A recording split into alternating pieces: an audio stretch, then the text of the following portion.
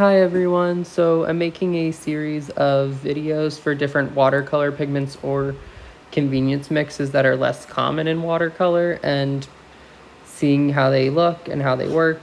And I got this idea from Liquid Colors Color Spotlight series, and in these videos I'll swatch the color, swatch any similar colors if applicable, and then do a dispersion test and mix it with other colors.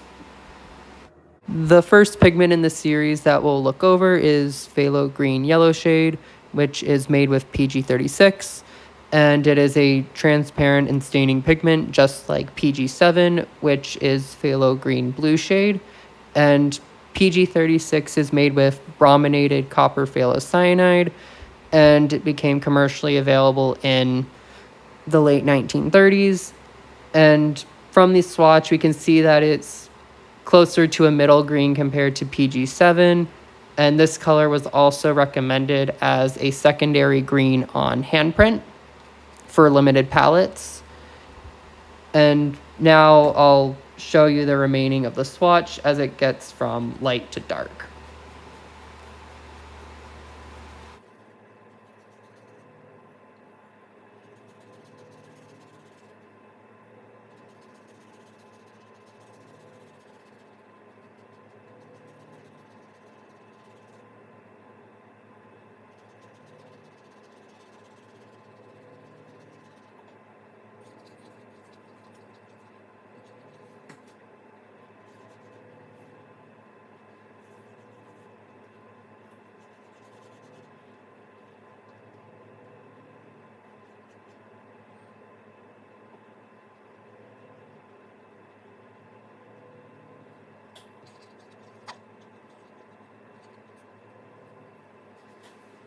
So in addition to showing this huge value range of PG36, I'll do a dispersion test to see how far it disperses in the water.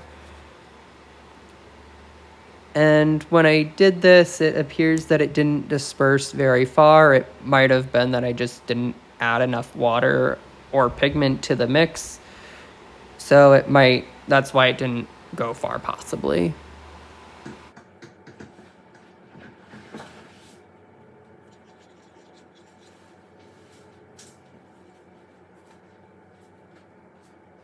So now that I've done a swatch of PG36 and done a dispersion test, I'll swatch PG7, which is Phthalo Green Blue Shade.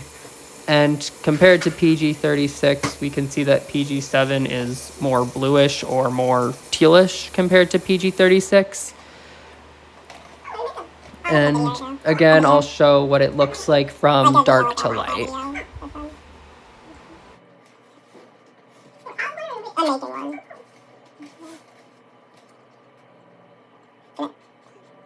Right now I'm just doing the recording part and then do them.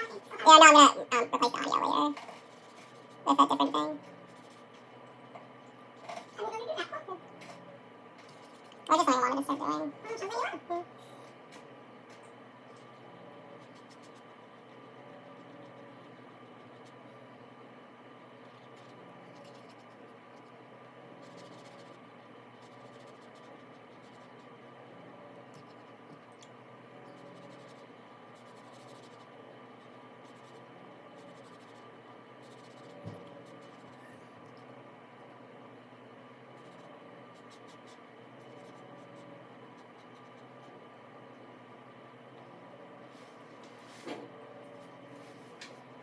So now that I've swatched PG36 and PG7 together, I will now mix PG36 with a few different pigments that I have.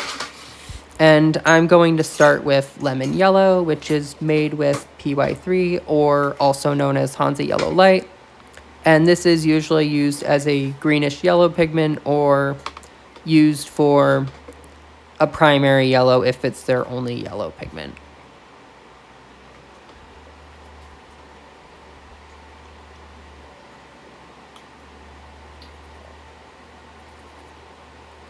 So now I'm going to start mixing, and we can see that we get a very nice bright green as we mix these two colors together.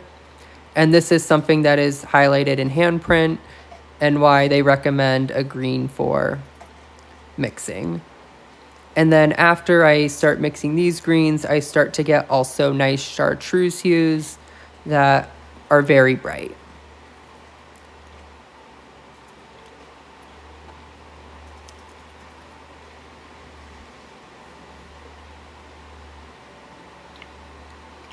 After swatching and mixing with PY3, I'll mix with Quinacridone Rose, which is made with Gamma PV19. And this is usually used as a purplish red on one's palette or as a primary magenta color. And I'd expect these two to neutralize since magenta and green are complementary hues. And when we mix, we see a nice dark green color first. And then after we get this dark green color, we get these dull grayish hues. And as I add more rose, I'll eventually get something like a dull burgundy tone.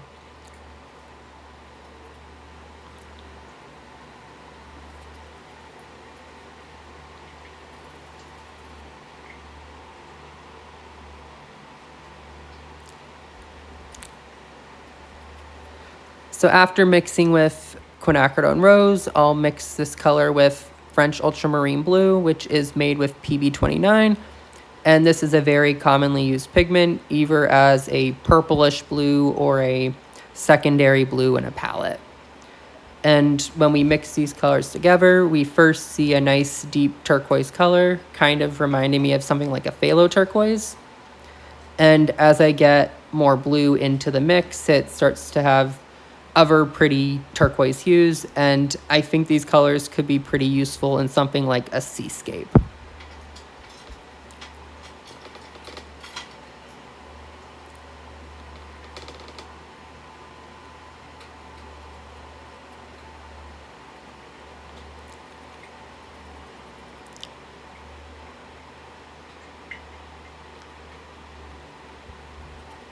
So after making these nice teal hues with French Ultramarine, I'll mix this with Burnt Umber now, which is made with PBR7, which is a family of different colors like Burnt Sienna also.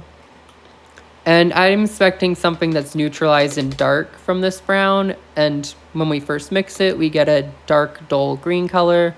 And as I add more brown, I get these dark olive colors that could be nice to see and use in landscapes.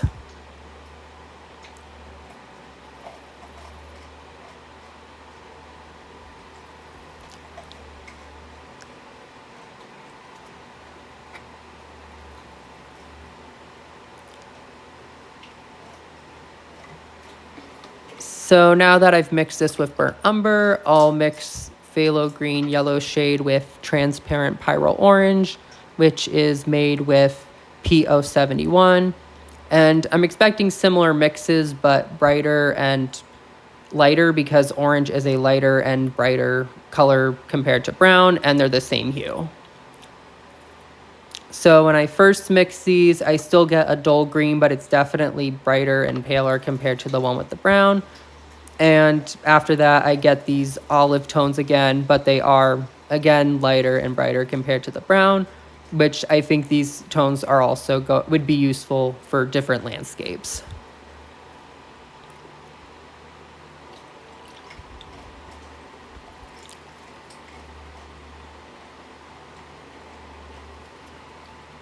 So for my final color, I'll be mixing with Quinacridone Red Light, which is an uncommonly used color, which is PR207, but it is a similar hue to PR209.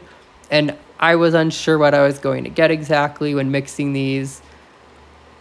So now when I start to mix them, I get like a nice dark green color when I first mix, and then I start to get like grayish tones, I would say. So these pigments end up being pretty close to complementary. And then after these grayish tones, I get these maroon colors that are really nice to have too.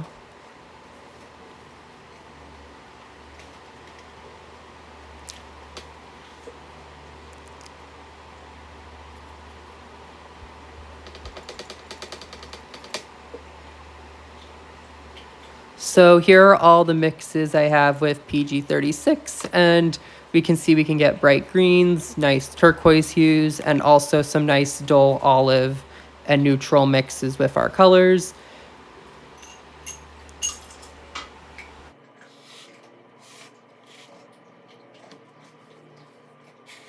So here's the swatch of PG36 again, and overall I think this is a really nice pigment to have, and I like how it mixes with other colors, and I'm planning to use this color more often as I paint, and I'm curious to hear what your opinions are on this color.